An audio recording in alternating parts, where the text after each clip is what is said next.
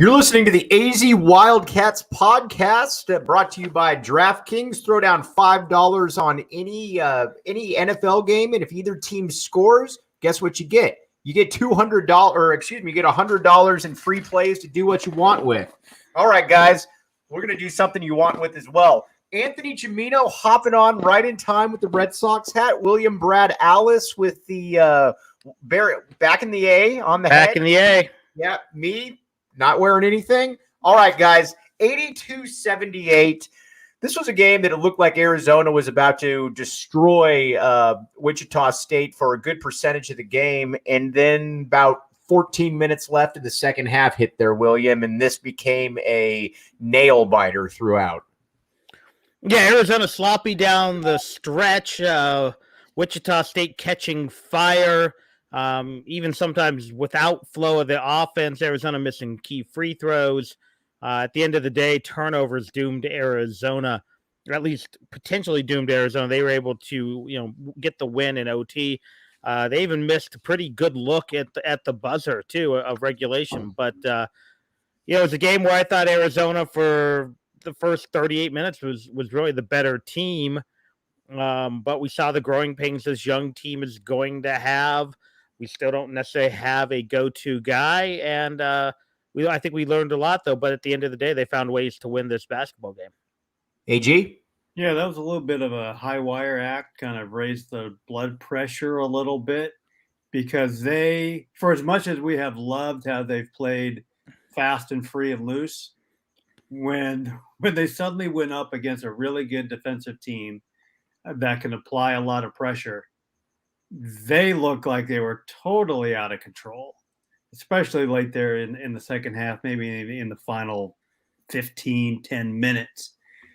And part of that was, like Brad mentioned, it didn't look like they really knew who they wanted to go to. Right. I'm not sure. That's great. Depth is great. Balance is great. I think Tubelis is that guy, but it sure didn't look like they knew it for a while. And I could kind of do without Kirk Kriisa shooting 10 threes a game, but that's a topic maybe for a little bit later. Or jump in, Brad. That was the thing. They went 19 of 32 inside the arc, and that was with a few bad misses. Outside the arc, 5 of 27, if I'm not mistaken. Right. Yeah, 18%. But they shot almost 41% while missing 22 3-pointers. They were efficient on the inside, but credit Wichita State. Wichita State made some adjustments. They didn't early on. They could not deny the ball to the bigs. I think they did a better job.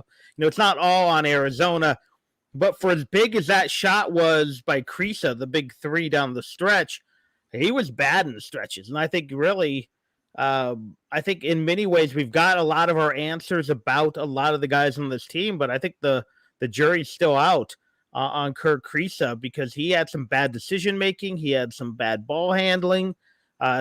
Fell in love with the three when it wasn't his night. So I think, there are some problems there. That being said, he also hit some big shots down the stretch, kept a couple balls alive when they needed him to. So he made some plays, but he was very frustrating at times as well. All right, guys, there's a bunch of questions that I have here. First and foremost, the turnovers, which throughout were, I would say, a nuisance isn't really a strong enough term for it. But how many of these were just Arizona being lazy or not prepared, and how much of them were basically pressure from Wichita that Arizona just wasn't able to handle? Yeah, I think that's a little bit of both. Arizona, everything had come so easy for Arizona in the first 3 games. And even if they had turnovers in some of those games, and they did in a high number in a couple of them, it didn't really matter. They're still winning by 50 points.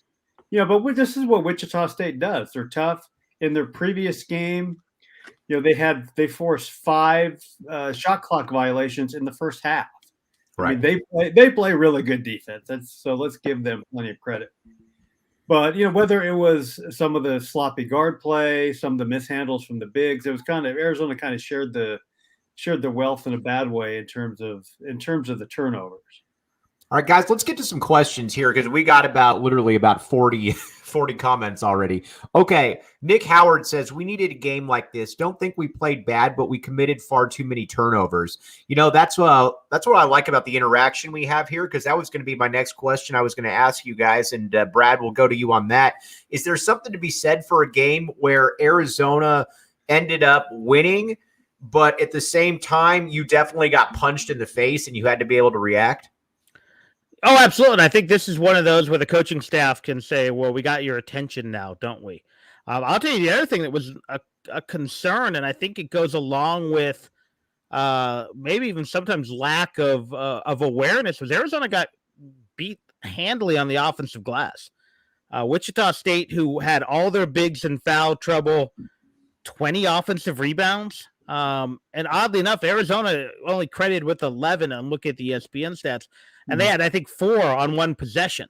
It felt like Arizona did better on the boards than maybe they did. But when you combine that with the poor shooting from the outside, the missed free throws, the turnovers, and frankly, just Wichita State getting hot when it counted, some of that, I think, can be fixed. Some of that's fluky. And some of that is the coaches now have some talking points in practice. Unfortunately, maybe for Arizona, or maybe fortunately, you have a quick turnaround before the next game, which we assume will be Michigan, but we'll know that in about 2 hours. All right, so let's get to some more of these questions here. All right, so how much then, and again, this is where I'm having kind of a hard time. Bob's talking about, our guy Bob is talking about the free throw shooting, and how much, here's the thing. I think with Arizona and Wichita State play 10 times, I think Arizona's a better team than Wichita State. But so much of what Arizona did was just self-inflicted wounds. The free throws, especially in the second half, in the last 5 to 6 minutes of the game, were killer. I mean, Arizona was going to Tabellis, and I think AG, you hit the nail on the head. They're going to go to Tabellis. I think he's going to be their go-to guy. But, man, he didn't look comfortable shooting those free throws at all. No, I mean, they just, on the bright side, they took 42 free throws. Right. So, and they made 29, that's 69%. That's not that's not great. But, if you're a coach and you're looking for the positive there, 42 attempts, and that's a good deal. I mean, I never look at one game as, oh my God, the free throws are horrible. Or sometimes you get a bad free throw shooting team and they suddenly make 18 of 20 in a game, and people think, oh, they must have worked on their free throws, they solved their problem. Right. Just one game, man. I'm not going to read too much into this. I think overall this will be a above average free throw shooting team, but in a one game situation, in a 10-minute stretch, anybody can look bad shooting free throws. Yeah, that's the thing. I think it was the timing. I think they missed, if it was my count, 3 in a row and 4 or 5 in the final 5 minutes. And at least one of those was a 1-and-1, right? Yeah, one was a 1-and-1. There was the 2 in a row by Tabellis. I think Kyer may have missed one, and I could have that wrong. It was one of the wings. But they were at key times. They were at the time when, Wichita State, who I thought played pretty undisciplined the entire game, but occasionally that undisciplined play actually hurt Arizona because a guy would be falling out of bounds. He'd save it to a guy. He'd kick it, and all of a sudden you had a guy open at the top of the key who normally wouldn't be open, but when you're chasing loose balls, and that seemed to happen 3 or 4 times. Etienne put up some crazy shots. And, Mike and I were joking before right? they started that it's a shame we did not get Etienne playing with Alonzo Verge and Remy Martin at ASU, because that would be a lot of 3 for 90 nights or 30 for 90 nights. But so I think it's one of those weird games where I really felt that as bad as Arizona did taking care of the ball, Wichita State was more undisciplined. Wichita State was kind of all over the place, and they just got hot at a time Arizona didn't. But I think Mike's right. I think this team plays 10 times, and Arizona probably wins 9 of them. All right. Here's the deal, guys. As you all know, DraftKings, it's not going anywhere. It's not sporadic. We all know what it's all about. You throw down $5 on an NFL game. If you're a new customer, guess what? either team scores, you get $100 in free plays. Doesn't get much better than that. Here's the deal: 21 and up, Arizona only. Gambling problem? Call 1-800-NEXT-STEP. New customers only. Minimum $5 deposit. $1 wager required. Eligibility restrictions do apply. See DraftKings.com/sportsbook for details. Funny story. I actually lost a little bit of money on this because I took Arizona to cover the 9, and I thought I was going to backdoor that into the second half or in the overtime right there when Arizona starts out on the 9-0 run. But that's why people in Vegas are smarter than me. Yeah. So. You and me both, Mike Luke. Yep, there you go. All right, Paul Castleberry, I think, has a great question here, William and AG.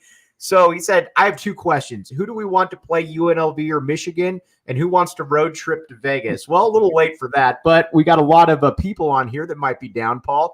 I want to play Michigan. I mean, you have nothing to lose at this stage. Like, and let's say Arizona loses by 10, but you find out a lot about yourself. You can certainly gain from that. And let's say Arizona wins. If Arizona wins, then you're looking at a team that's probably going to be in the top 15 when the rankings come out. Am I right? Am I wrong? Brad, then AG. No, I definitely think you want to play Michigan, and I don't know what UNLV is going to be this year. But my guess is a reasonably well-played game, but a loss to Michigan's going to be worth more to the committee than a win over UNLV. I'm making some assumptions there. But certainly if you can beat Michigan, then suddenly you're talking seeding points. And I think this team needs to be tested again.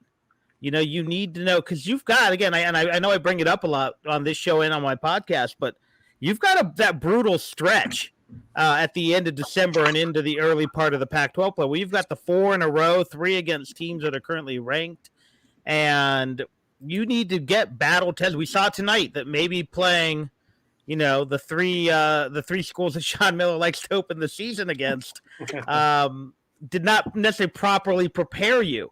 There's a reason Lute liked to play those November games to open the year. Like, I remember he used to complain when they added the extra rounds to the preseason tournaments because he wanted to jump in the fire. Now, he also was amazing at preparing his teams. And I think that having the week games actually did help with the Tommy Lloyd era. But, yeah, you want Michigan. You want to test it. Juwan Howard's a hot name right now.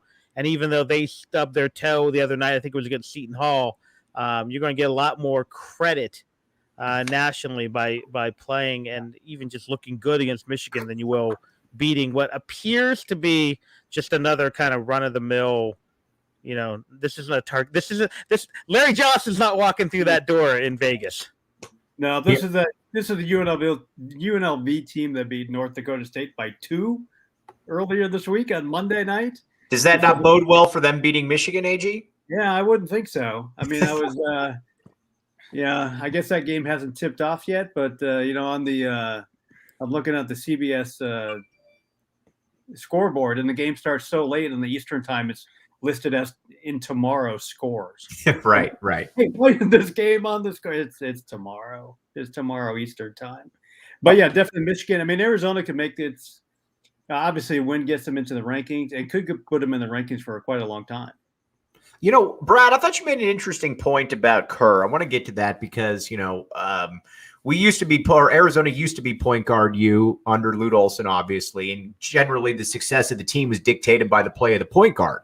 I saw a couple things that basically the points that you hit on, I found were a little bit problematic, and I'll let you expand on that. The one thing, though, that I do like about him, though, and that I think that he showed at least today, I think he's got big stones come crunch time. He was the one guy out there, fellas, that looked like he wanted those shots. That even when I know he missed the one free throw, but it looked like he wanted the threes. And when you have a lot of untested players, if you've got one guy like that, Brad, it at least alleviates maybe some of the other concerns to a certain extent. Yeah, what's funny is I actually kind of liked him better down the stretch than I did the bulk of the game. And statistically had a nice game. 6 assists, 2 turnovers. I think he did some good things, and I don't mind him taking some of those big threes. It was just a few times he rushed the 3 early, especially when you had, Coloco dominating on the inside, Tabelis dominating on the inside. Matherin was your hot hand. At one point, it didn't look like they could keep Kyer out of the lane, and you're taking, 22-foot 3-pointers. I want Etienne doing that against me, not Kerr doing. So I think it's finding a balance for him. But I did think I think he had some very good moments as well. Again, he hit the big three.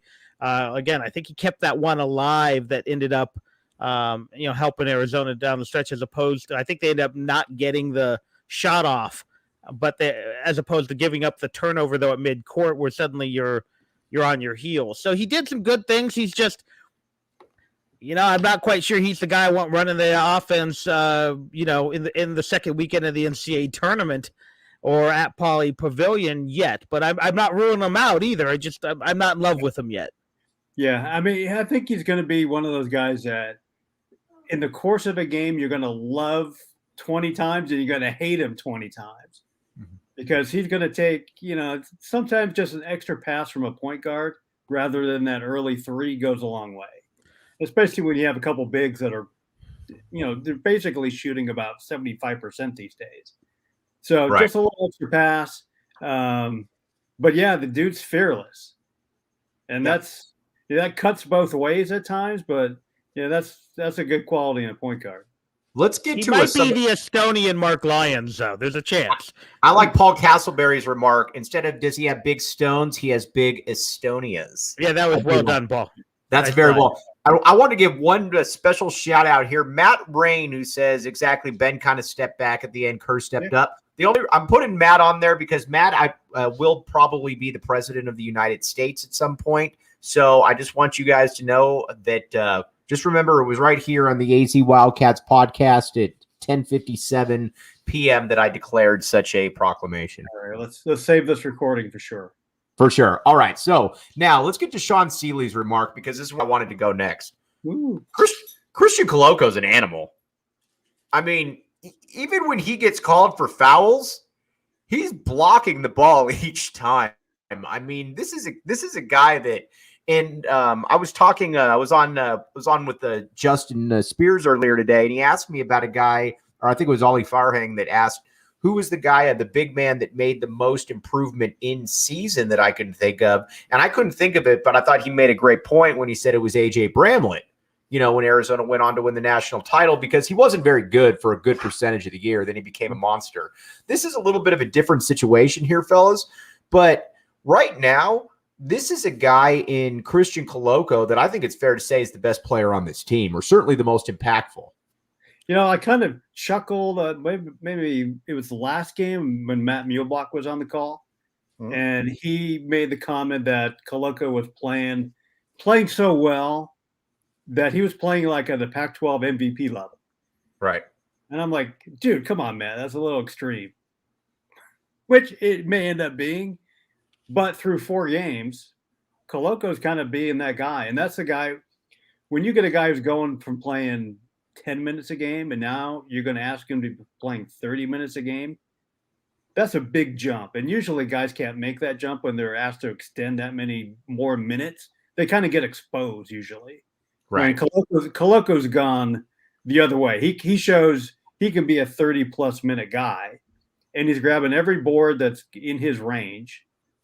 And if he's not blocking a shot, he's altering it, and that's just as good. I will say this. The answer to the question, though, is freshman and sophomore Channing Frye, who I felt like as soon as finals were over, he came on strong. However, to me, Arizona has had a history, and probably most teams, if we look at this, have had a history of tantalizing big men who don't live up to the promise. In many ways, you could maybe start with from Brian David through Kirk Walters. David, all right. Mo Tangera. But he had all the knee injuries. He did. And no, and I'm not saying why. Mo Tangera had the back injury. And but to me, Coloco is what Chance Comanche didn't give himself a chance to be, and Angelo Chol never could be. And that is this wildly athletic, physical specimen. I mean, he's not quite as big as Chol, but he's bigger than Comanche, who did not apparently like the weight room or the classroom. But he's starting to, he's putting it all together. And again, I don't know what that means. Did we see his apex tonight at, a double-double with 5 blocks, or is there another level he can go to? But compare, from that skinny kid who looked terrified shooting those free throws against USC to where he is now, it's an amazing transformation. And credit Christian Coloco for working his tail off, for getting in the weight room, for working on, the left hand, the right hand. To me, he looks like a guy who we're going to see, I don't necessarily know he's going to be a star, but he looks like a guy who's going to probably play in the NBA someday.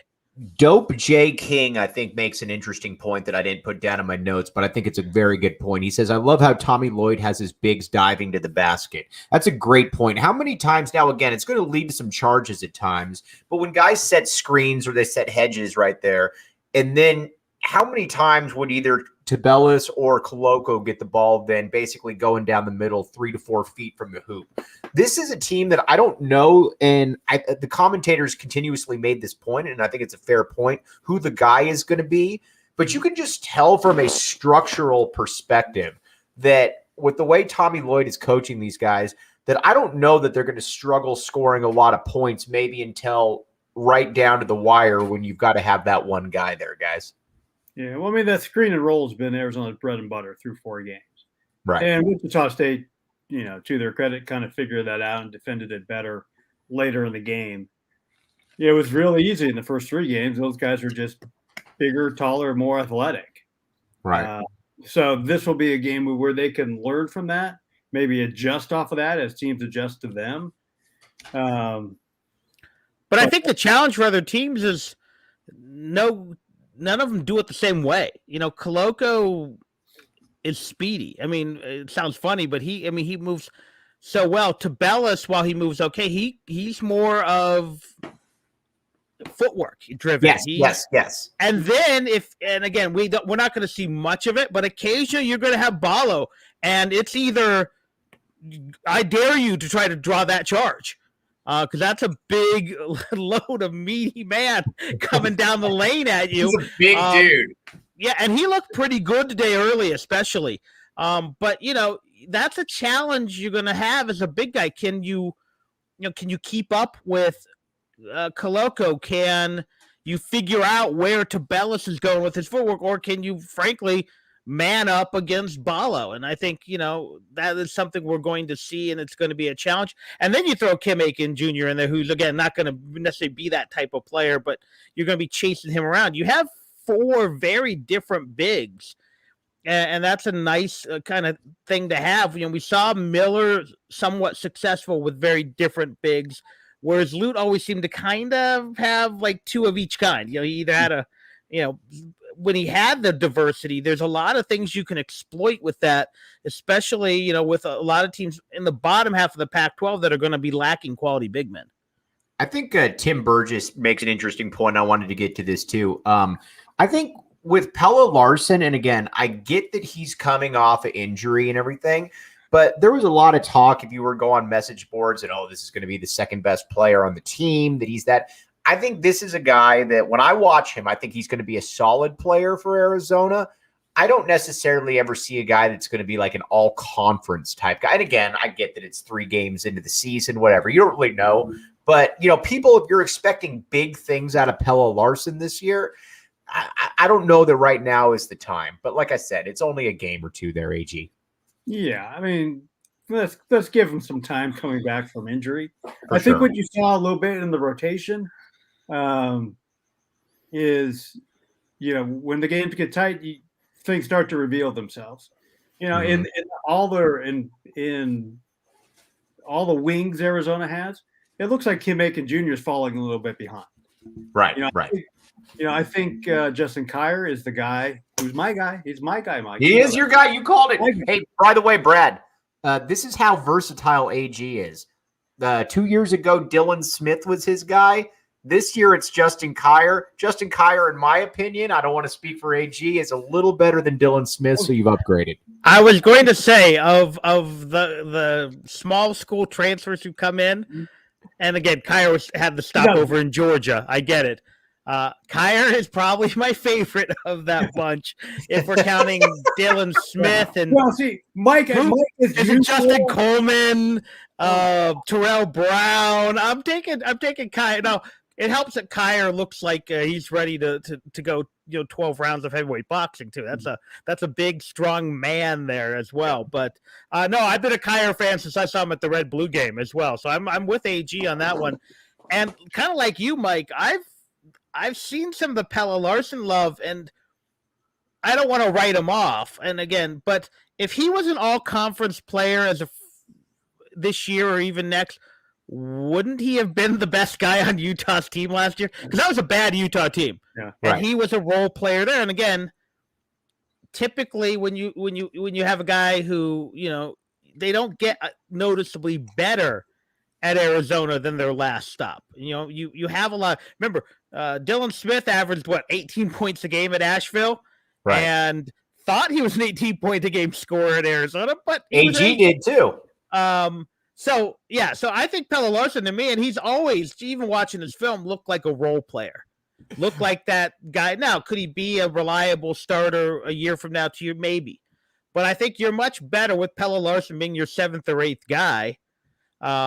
With Kyer being your scorer, your microwave off the bench, if you want to go to an 80s reference there that maybe only Anthony and I get. Yeah. But yeah, so I think Larsson, I think he can play better than he did tonight. But to me, if you're counting on Pelle Larsson being an all-conference type player, I think you're going to be waiting at least this year. Yeah, as usual, Mike leaves out a whole bunch of context. Of course, yeah. He likes to make his little jokes.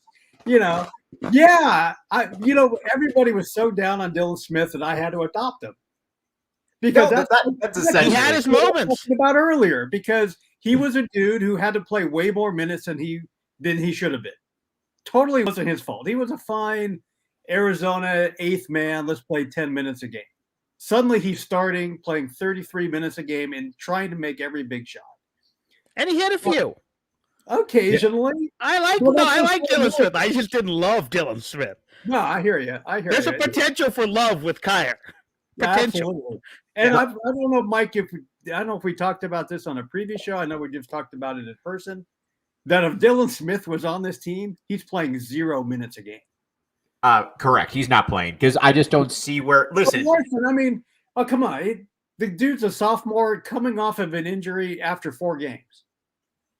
I mean, maybe in 2 years he's Alex Barcelo. I don't know. Wow. All right. So you're proclaiming that he's going to be a 20-something point a game guy by the time he's a senior. Yeah, Anthony, are we? Are you putting Pelle Larsson in the Big West? And you're already misquoting me. That's what Mike does. All right. You know what, though? I don't want to misquote DraftKings. Now, as we talked about, AG, I'm not a new customer, but you put down $5 on an NFL game, you get $100 in free plays. Did you put anything down on this game, AG? And then William, I want to see if you've had any action in it with DraftKings. Well, to be totally forthcoming, yes, I did have a little action on this particular basketball game. Okay, it did not go my way, Mike. But yeah, I'm also used to that. Sorry. What about you, William? My dog is caught in a T-shirt and my light set up.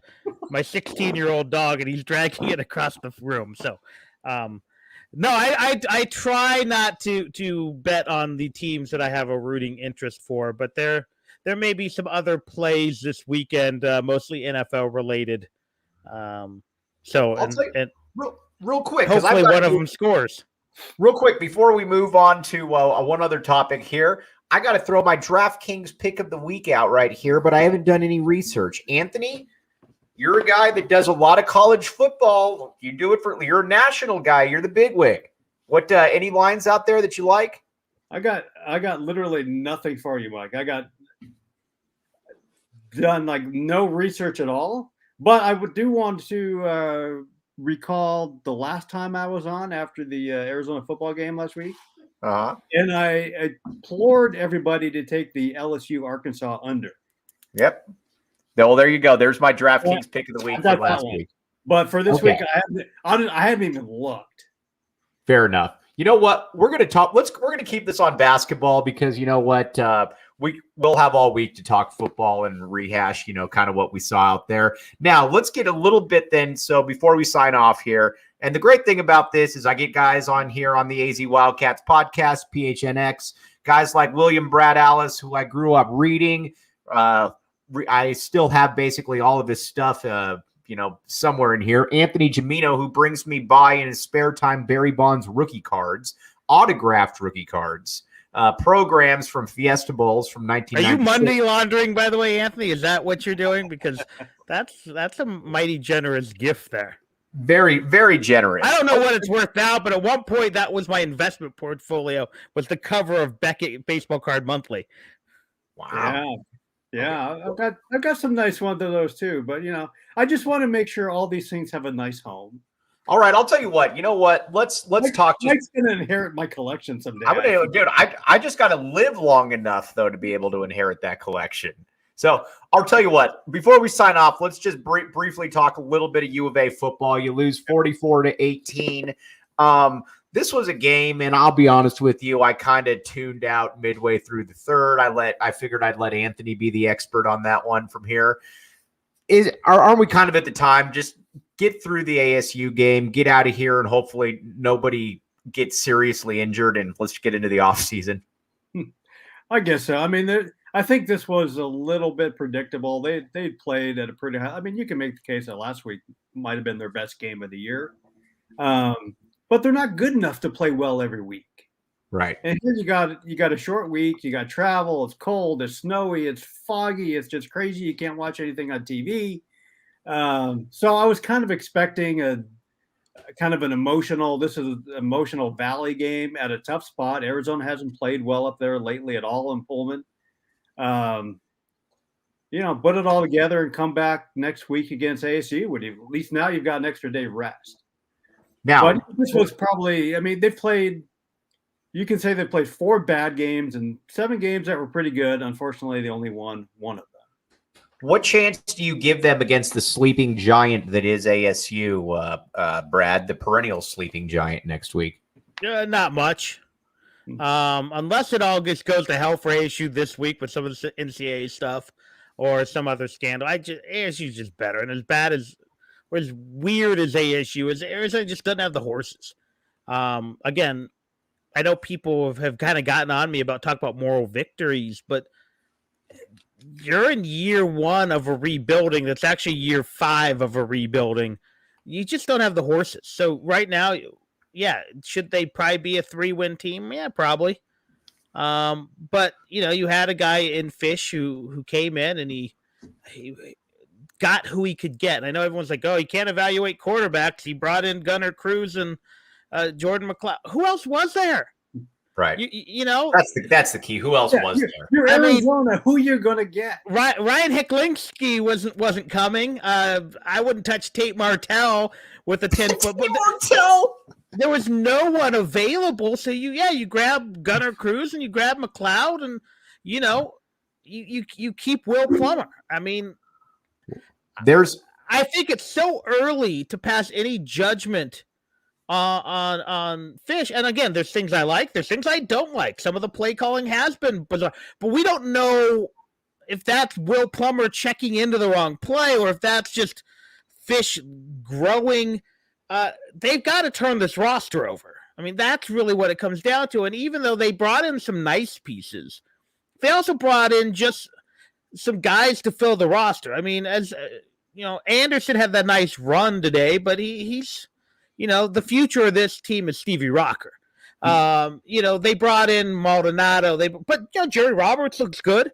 The kid from New Mexico State looks pretty good in flash. So, but you got to do that about 20 more times to even get to competitive. This is a bad roster, and you got to coach with some growing pains. So again, I thought 2.5 was like the over/under number, and I said I would have taken the under. I thought you'd get NAU and one of the other non-conference schools. And you overestimated the Cats, William. I did, but they've honestly been in more games than I think they probably should have. I thought they would. I mean, if you look at the losing streak, under someone, they were in a game at the start of the fourth quarter 3 times in his whatever it was 8 or 9 game version. They've been in the game heading into the fourth quarter. I think 7 times. Yeah. Now, unfortunately, one of those was in AU, which should not have been a game going into the fourth quarter, but it was.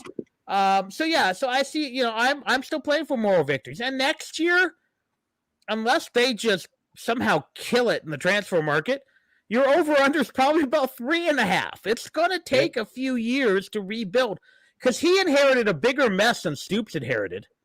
As bad as that last Makovic team was, he inherited a way bigger mess than obviously Rich Rod, because Rich Rod went to a New Year's Day bowl game 2 years in.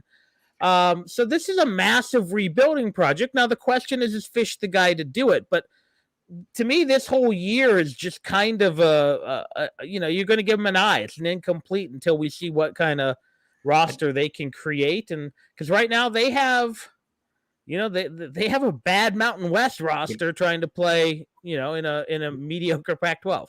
This was a test I actually did right here, guys, to be honest with you. So there's basically 3 ways of being able to check live viewers. You've got the up in the corner right there for the YouTube link.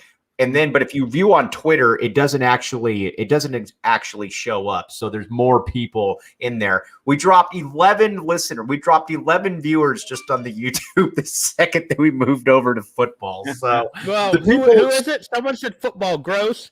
Yeah, right. My son said when he walked in the room to see how I was setting this thing up, bro, that football team sucks. Well, you know what? We don't want to lose any more. So I'll tell you what. I'm going to wrap up with here. Overall, I think this was a good performance by Arizona. It was sloppy, but Matt Rain, I think, the future president, I thought, made a really good remark when he said Arizona was 5 of 27 from 3, had 22 turnovers, missed 15 free throws, and still won. To quote him, that's kind of nuts there, fellas. Yeah, well, apparently our future president's not good at math because it's 13 free throws, but whatever. Whatever, same thing. Close enough. We can forgive that. But yeah, those are all very good points that Arizona played sloppy and poorly for long stretches, did not make some key shots, made some other key shots, but still comes away with a win against a really solid team and, a program known for its toughness and defense. William, wrap it up right here. What do you got? You throw the numbers away and you look at that game holistically, and Arizona was the better team. And I think that's something you can hang your hat on. Arizona's got some players. I mean, they have some deficiencies, but this is going to be a fun team to watch. And as long as they continue to progress and play hard like they do, they're going to be a factor in the Pac-12. Now, are they going to win the Pac-12? I don't think so. But they're going to make some teams sweat, and they're going to finish in the top 4 of this conference. And that's, I think, more than we could have hoped for heading into this year, especially when we looked at where the program was when Tommy Lloyd agreed to be the coach and half the team was in the transfer portal. It's a fun team. It's a likable team. And they're going to have some frustrating moments, but they're going to have some fun moments too. Yeah, and the one thing we've talked a lot about Arizona on the offensive end, this was nobody's really talked about the defense. This was another really good defensive performance. Right, for sure. It held them to 33% shooting. Yeah, that's going to carry this group. Yeah, that's how you get away with doing the 22 turnovers and shooting 5 of 27 from 3. It's because that defense can show up game in and game out. What's the cliche? Defense travels. This coming week, it's going to be it's going to be fun. On Monday, William's going to be on with me. He doesn't know that yet, but he's just been informed. Tuesday, Sean and Sharon Harris are going to be on talking about their boys. Then Wednesday, hopefully a women's basketball entity of some sort. And then AG will be back on with us during the post game against ASU. He doesn't know it yet, but he's been told. So for Brad Allis, Brad Allis, Anthony Gimino, I'll throw you in there as well, AG. I'm Mike Luke. Thanks, everybody, for listening to the AZ Wildcats podcast.